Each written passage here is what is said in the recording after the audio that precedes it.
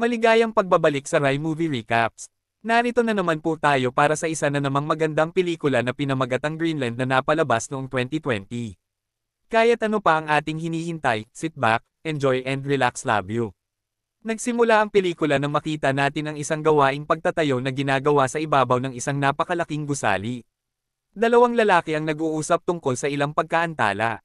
Ang nadidismaya sa sitwasyon ay ang amo, John. Makalipas ang ilang sandali, minamaneho niya ang kanyang sasakyan at nakikinig sa radyo tungkol sa isang interstellar comet na lilipad malapit sa lupa. Dumating siya sa isang suburban na kapitbahayan at lumakad hanggang sa isang bahay na nag-aatubili na pumasok. Pumasok siya sa isang silid kung saan nakita ang isang babae sa isang treadmill. Si Alay yon, asawa niya. Mayroon silang awkward na pag-uusap na nakapalibot sa kanilang anak, si Nathan, at sa nalalapit niyang birthday party.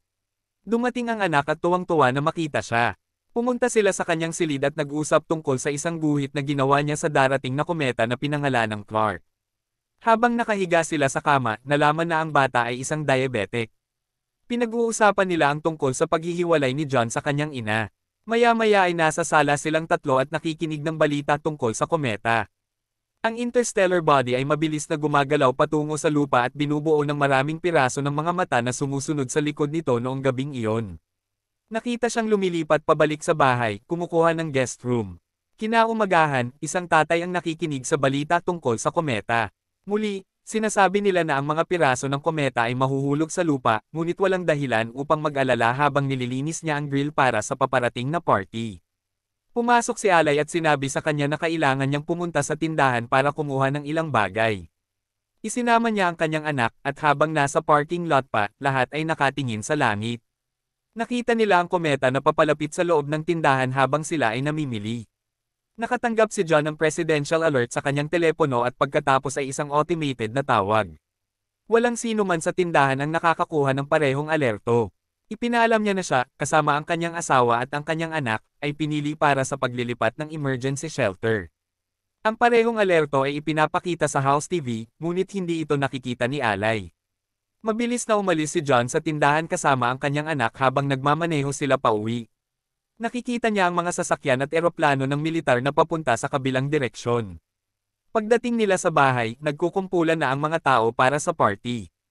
Pumunta si John para kausapin si Alay sa kusina at tinanong siya kung ganoon din ang alerto niya.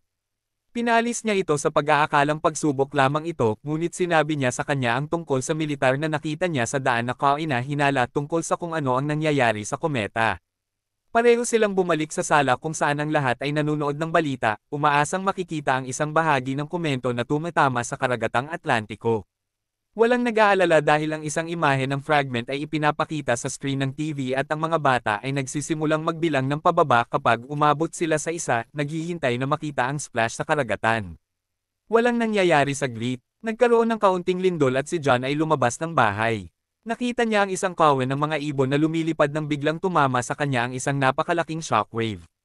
Naramdaman din ang loob ng bahay. Bumalik siya at lahat ay natakot, nakikinig pa rin sa balita. Inanunsyo ng newscaster na ang piraso ay nakaapekto sa isang lungsod sa Florida na may shockwave na nahulog sa libu-libong milya. Ang lungsod ay ganap na nawasak bilang isang orbital shot ng kometa. Ang pagpindot ay ipinapakita sa balita. Nagtataka ang mga tao kung mas maraming piraso ang tatama sa planeta. Si John ay nakakuha ng isa pang presidential alert. Nagpe-play ang tawag sa kanyang telepono at sa TV para makita ng lahat kung ano ang sinasabi ng mensahe. Wala sa iba ang nakakakuha ng parehong mensahe na nagsasaad na hindi maaaring dalhin ni John ang sino man sa kanlungan maliban sa kanyang pamilya. Nakakuha siya ng security code para makapasok sa eroplano sa kanyang telepono. Ang iba ay umalis sa gulat. Nag-aalala sina John at Alay kung magkakaroon sila ng sapat na insulin para sa bata. Nagtatanong ang bata tungkol sa kanyang lolo. Si Alay ay naghahanda ng pagkain at nakikinig sa nakakatakot na balita habang pinupuntahan ni John si Nathan na nagsasabing nagninangas ang langit. Paglabas ng driveway, nakita nilang wala sa kanilang mga kaibigan ang nakatanggap ng parehong tawag. Sinabi ng isa sa kanila sa pamilya na ang balita ay nag-uulat na ang isang malaking piraso ng kometa na tinatawag na Planet Killer ay tatama sa lupa sa loob ng 2 araw. Habang sila ay paalis, isa pang kapitbahay ang tumakbo sa kanila na nagmamakaawa na kunin ang kanilang anak. Tumanggi si John at sila ay umalis na nagtatalo sa kotse na kahit na kinuha nila siya, maaaring siya ay tinalikuran sa airbase. Maya-maya, habang sila ay nagmamaneho, ang mga tao ay makikita na biglaang nagnanakaw sa mga tindahan.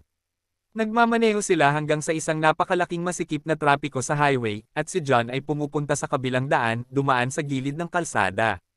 Nakikinig sila sa mga balita sa radyo na nagsasabing nagkaroon ng mas maraming epekto kaysa sa inaasahan ng iba, na maaaring magdulot ng pagkalipol sa buong lungsod o maging sanhi ng kaganapan sa antas ng pagkalipol. Dumating sila sa airbase na binabantayan ng militar.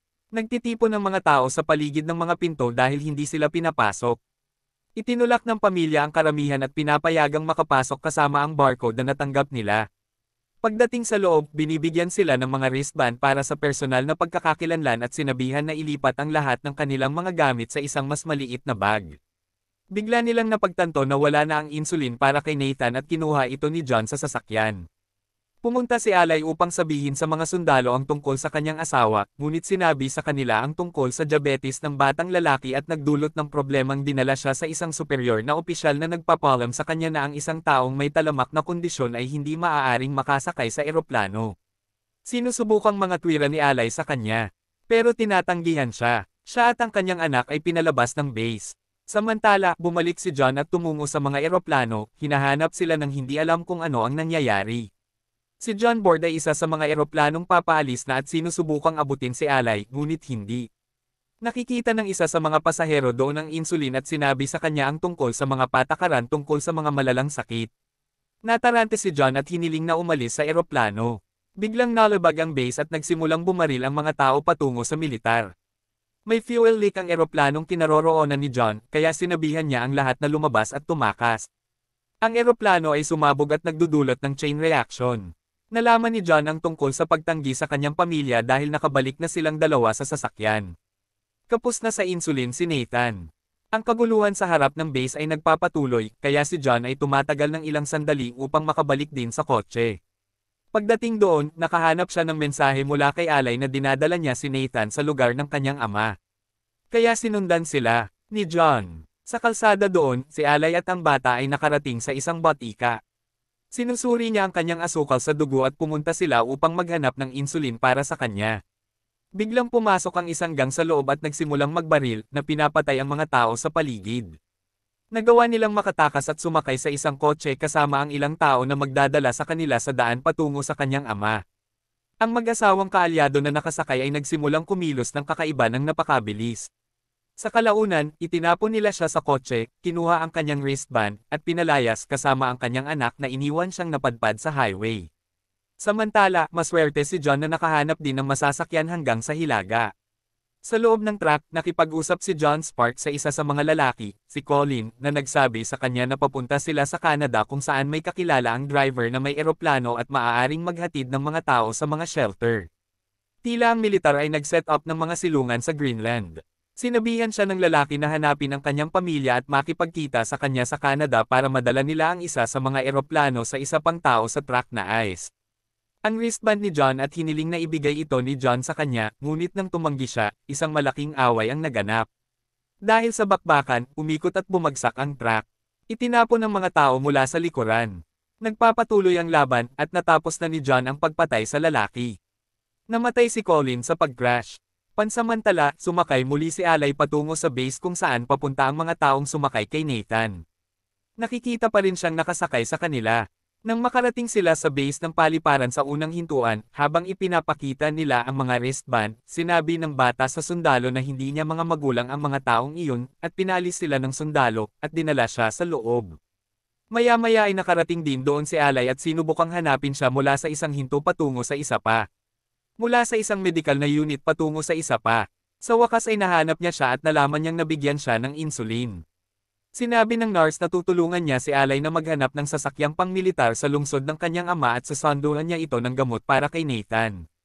Pumasok si John sa isang bahay para kumuha ng tubig at pagkain. Sinusuri niya kaagad ang balita upang makita na ang pangunahing epekto ay inaasahan. Sa loob lamang ng 24 na oras, nakahanap siya ng mga susi ng kotse ng pamilya at mabilis itong dinadala sa tatay ni Alay. Natagpuan niya itong nakikipaglaro ng mga baraha kasama ang kanyang mga kaibigan, nagtatanong tungkol sa kanyang anak na babae. Nagpasya silang isantibi ang kanilang mga pagkakaiba at magtulungan upang mahanap siya at si Nathan. Samantala, dumating ang dalawa sa isang gasolinahan at tumawag sa bahay. Pinuntahan sila ni John at ng kanyang ama para sunduin sila at sa wakas ay nagkabalikan na ang pamilya. Lahat sila ay bumalik sa bahay at nakita na ang impormasyong nakuha ni John tungkol sa mga silungan ay totoo. Kinumbinsi niya si Alay na pumunta sila sa Canada at subukan ang kanilang kapalaran, kaya naghanda sila para sa paglalakbay doon. Sa kasamaang palad, hindi nila makumbinsi ang ama ni Alay na sumama sa kanila. Biglang nahulog ang isang higanting piraso ng comet sa malapit na nag-udyok sa kanila na pumunta kaagad. Binigyan ng baril ng ama ni Alay si John at nagpaalam na nananatili sa likuran habang sila ay nagmamaneho. Muling kumonekta sina John at Alay habang nagmamaneho. Nangako na magkakatuluyan. Huminto sila para sa isang blockade sa kahabaan ng kalsada nang magsimulang mahulog ang mga labi mula sa kometa sa kanilang paligid. Nagmamaneho si John mula sa linya ng mga kotse, ngunit ang mga fragment ay bumabagsak sa lahat ng dako. Pumasok si Alay sa likuran para takpan si Nathan habang si John naman ay naghahanap ng masisilungan. Huminto sila malapit sa isang tulay kung saan nagtatago rin ang iba. Ngunit tumakbo si John upang tulungan ang isang lalaki mula sa isang nasusunog na kotse. Kinagabihan, nagpatuloy sila sa kanilang paglalakbay at dumaan sa Canada habang naghahanap ng paliparan. Nakikinig sila sa radyo at natuklasan na wala na silang mas maraming oras hanggang ang pinakamalaking bahagi ng kometa ay tumama sa lupa at sinisira ang higit sa 75% ng lahat ng nabubuhay na bagay. Habang nagmamaneho sila, nakita nila ang isang eroplano na nagpapahangin at ang isa ay halos lumipad, kaya hinabol nila ang pangalawa. Inihinto ni John ang eroplano sa pamamagitan ng pagmamaneho sa harap nito. Ang piloto ay nag-aatubili na dalhin sila dahil siya ay nasa buong kapasidad na, ngunit nagtagumpay sila sa pagkumbinsi sa kanya. Si John ay may panaginip tungkol sa mas magandang panahon, at kapag nagising siya doon na papalapit sa Greenland, ang lugar ay tila hindi naaapektuhan ng kometa hanggang sa ilang sandali. Isang fragment ang tumama sa tubig at lumilikha ng shockwave na tumama sa eroplano. Ang parehong mga makina ay nabigo. Habang sinusubukan ng piloto na panatilihing nasa himpapawid ang eroplano. Dumaos na sila sa hangin na lumapag ng maayos, ngunit tumama sa glacier. Ang mga piloto ay nakapin sa impact, ngunit hindi sila matutulungan ni John. Nakita niya ang isang eroplano ng militar na lumapag 1 milya ang layo, kaya ipinakita niya ang mga tao mula sa eroplano doon at pagdating nila, isang truck ng militar ang sumakay sa kanila at dinala sila sa kanlungan. Habang sila ay papasok sa loob ng planeta, ang mamamatay ay tumama sa epekto ay makakarating sa kanila sa loob ng ilang minuto at ang mga tao ay lumalalim pa rin sa loob ng kanlungan. Pagdating sa loob, naghahanda sila para sa impact at isang flashback ang makikita sa dati nilang buhay noong masaya silang magkasama. Pagkalipas ng 9 na buwan, ang planeta ay desolated. Lubusang nasa sira ang mga lungsod.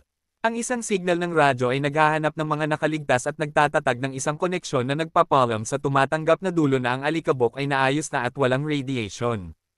Ang mga hatches ng kanlungan ay bumukas at nagpapakita na ang pamilya ay buhay pa, na nakaharap sa pagkawasak ng planeta bilang isang simbolo ng pag-asa.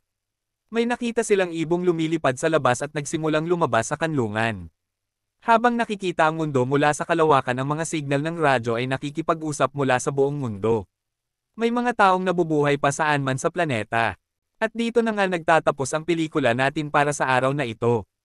Maraming salamat sa panunood.